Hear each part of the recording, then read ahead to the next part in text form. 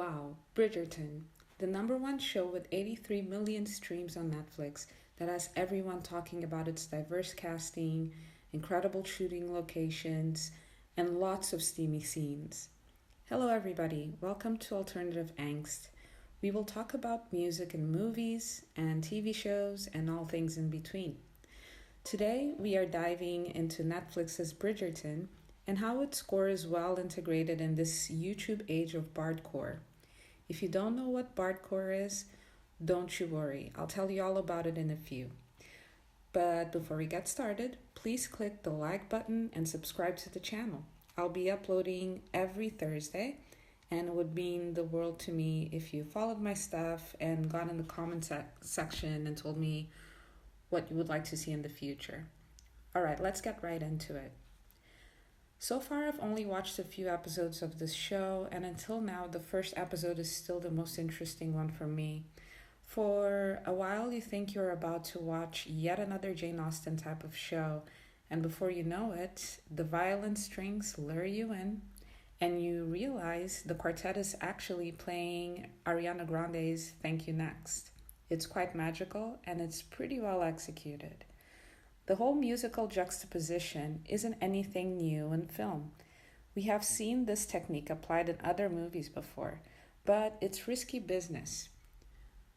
First of all, I would like to tell you what anachronism is. It's a chronological inconsistency in some arrangement, especially a juxtaposition in persons, events, objects, language terms, and customs from different time periods. The most common type of anachronism is an object misplaced in time, but it may be a verbal expression, a technology, a musical style, etc., or anything else associated with a particular period that is placed outside its proper temporal domain. So let's check out a few examples of intentional anachronistic soundtracks in movies and why it isn't so easy to pull it off. I'm pretty sure the movies I'm going to mention here are ones that you might be familiar with. They might use anachronisms throughout the movie or in a few scenes. For example, the Inglorious Bastards, they use a few funk songs, and also that weird Keanu Reeves Dracula movie.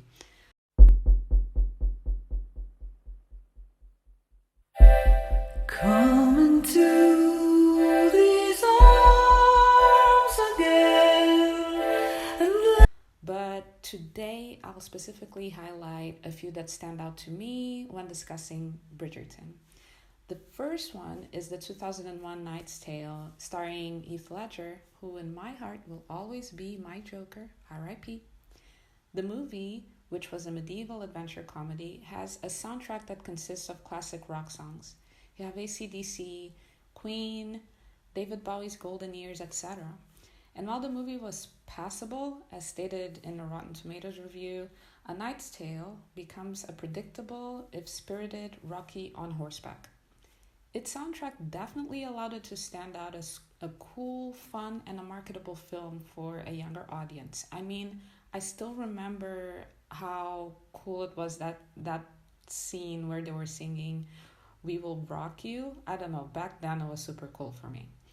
Another interesting film worth mentioning, or actually a director worth mentioning, is Mr. Baz Luhrmann. Sorry if I'm butchering his name. He is the man behind the 1996 Romeo+Juliet modernized adaptation starring Leonardo DiCaprio and Claire Danes. He's also responsible for the 2001 jukebox musical romantic drama Moulin Rouge, starring Nicole Kidman and Ewan McGregor, and also the one who I will be focusing on, the 2013 Great Gatsby, starring Leonardo DiCaprio, Tobey Maguire, and Carey Mulligan. Man, this guy has made us cry back then. And this movie will be tackled alongside the 2006 Sofia Coppola's Marie Antoinette, which you can still stream on Netflix, by the way. In my opinion, these two movies, The Great Gatsby and Marie Antoinette, are perfect examples of a soundtrack or visuals taking attention away from the actual plot. Don't get me wrong, I think they both have stunning music choices and even better stunning visuals. But what ends up happening is that all of that stylistic value drowns out the plot, the actual story. If I ain't your girl, I ain't got time for you, baby. Mr. Gatsby, sweet baby, come on. Right here, right now. And while we can all understand that the soundtrack emphasizes our main character's youth, debauchery, angst, or rebellion, Bridgerton's director made a very smart choice not to allow the style to overwhelm the plot. It is a balancing act. This is probably the most fundamental part to the addition of music in film. You pick a song or composition that reflects the intended tone of the visuals. In this note, taking Bridgerton's score into consideration, what is its intention? It is to allow you to immerse into your lustful fantasy land. It offers the perfect grounds for escapism. When you or your horny mom watch Bridgerton, you enter a 19th century era where historical accuracy isn't the primary goal.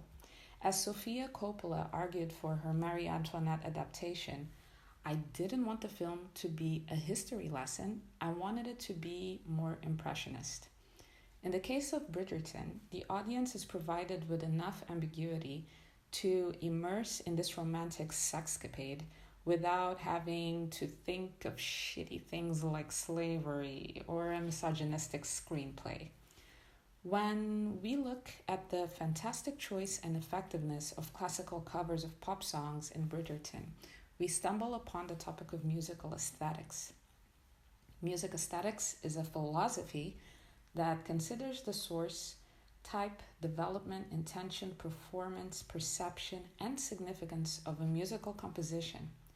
Although sound is a primary component of music, the composer's musical structure, culture, and desire for expression all feed into the aesthetics of a musical piece. From a philosophical standpoint, existence, knowledge, musical ethic, relationships, and sociology are all aspects of music aesthetics.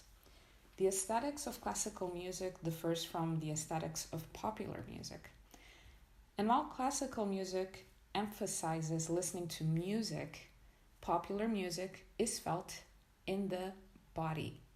To better understand the effectiveness of musical aesthetics in Bridgerton, we should probably look at what proved this technique could be a marketing success. This is when we enter the realms of Bardcore. So what is Bardcore? Well, it's a trend that started around April 2019, and it's basically modern hit songs played on medieval instruments, often with medieval style lyrics. As it's perfectly explained in ID magazine, by taking modern classics, the creators rework songs using lutes, fiddles, and harps, rewriting lyrics in an almost comical old world style.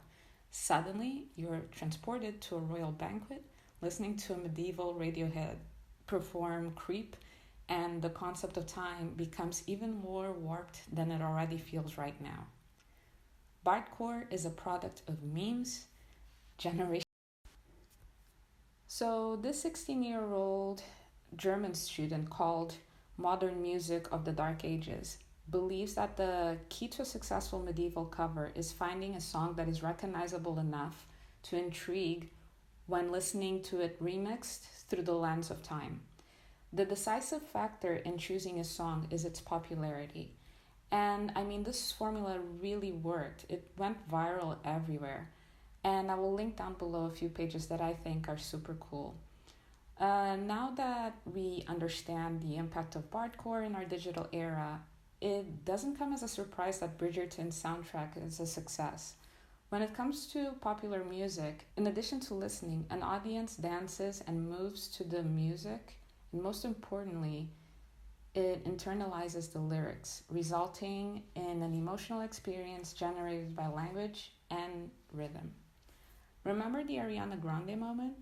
Thank You Next was playing when she arrived at the ball and had a lineup of suitors who were quickly disapproved by her brother.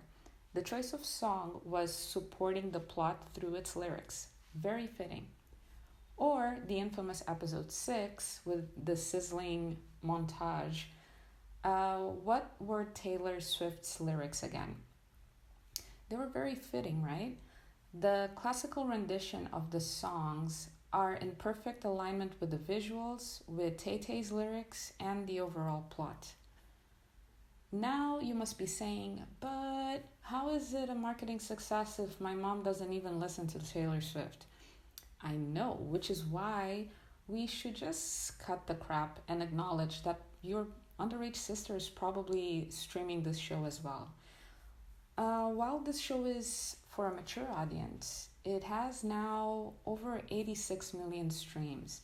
I really don't want to believe that mom and dad are rewatching episode 6 over and over and over again.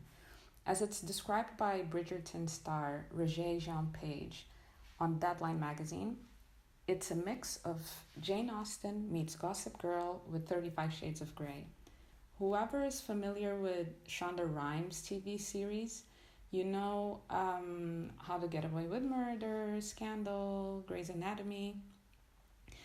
And it's fair to say that the target audience for these shows would be college students all the way up to 40 plus. Maybe it's just me, but shows like Bridgerton, Euphoria, and Riverdale actively benchmark their audience at 13, 12 even, all the way up. Regardless, it's all up to parents' discernment whether kids should be watching it or not. But their soundtrack definitely matches the age group that will be heavily consuming these songs.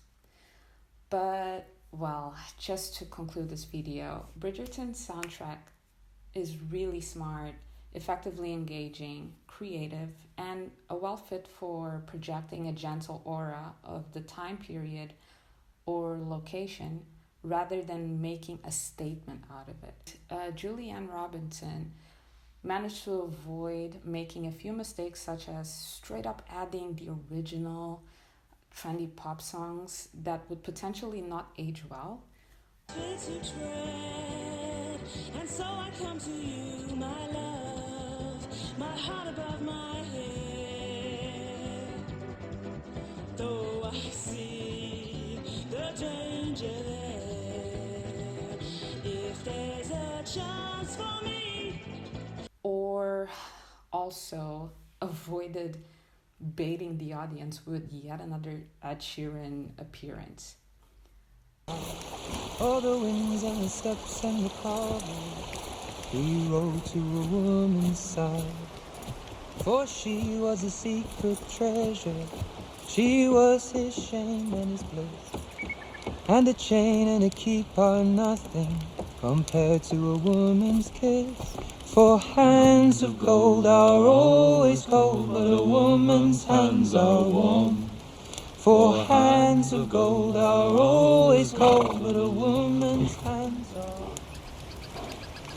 It's a pretty song. I've never heard it before. It's a new one. Bless his heart. Well, you can access Bridgerton's soundtrack here on YouTube. I'm going to link the channel down below. If you want to give it a listen, I think it's really sweet and it's really fun to listen to it while you're washing dishes. Thank you so much for making it this far. I'll be back next week. Stay safe, stay optimistic. Big hugs. Cheers.